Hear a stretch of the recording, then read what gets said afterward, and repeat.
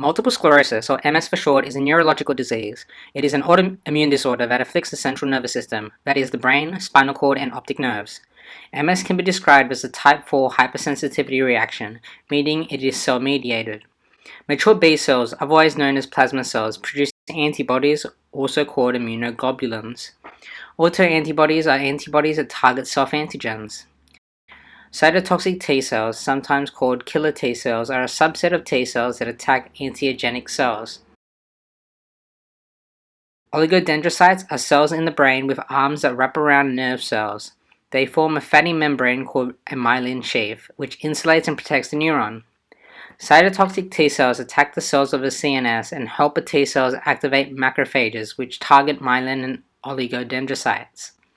Damaged areas also develop scar tissue, which are called lesions, plaque, or sclera. This is how the disease gets its name: multiple areas of scarring.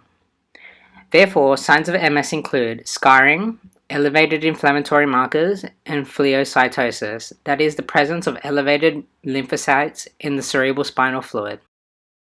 What exactly causes MS is not known, but genetics and environmental factors are thought to play a part. Nerves are how the brain communicates to itself and the body. Myelin insulates nerve cells and play an important role in nerve signaling. Therefore, nerve signals cannot function correctly in MS when the myelin is damaged, leading to a large number of possible symptoms. These symptoms are determined and explained by the location of a damage within the CNS. For example, damage to the optic nerve would lead to visual problems such as blurred or doubled vision. Damage in these places can cause information to become altered or stopped completely. Therefore, there are a range of symptoms that can be expressed and experienced. Common symptoms include fatigue, weakness, impaired sensation, bladder and bowel dysfunction, sight impairment, cognitive impairment, central pain, and neurological attacks.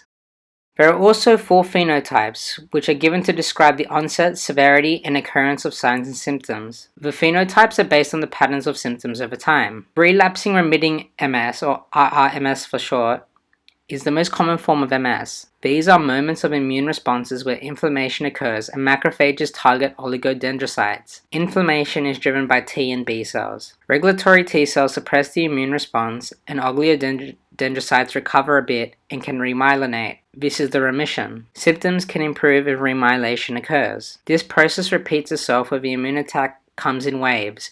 This is relapsing. A relapse can also be referred to as a flare-up or an attack. After a while, the damage is too much for oligodendrocytes and the damage becomes permanent. Symptoms come and go. Symptoms tend to be different each time they come back. Each attack leaves the person more disabled than the last. However, there is no further deterioration between the attacks, only during and after an attack. Secondary progressive MS, or SPMS for short, is similar to RRMS, but over time, the immune attack becomes constant rather than periods of remission. Primary progressive MS, or PPMS, is that the immune attack is constant from the start. There is a gradual and ongoing loss of function without distinct attacks. Progressive relapsing MS, or PRMS, is constant immune responses with attacks.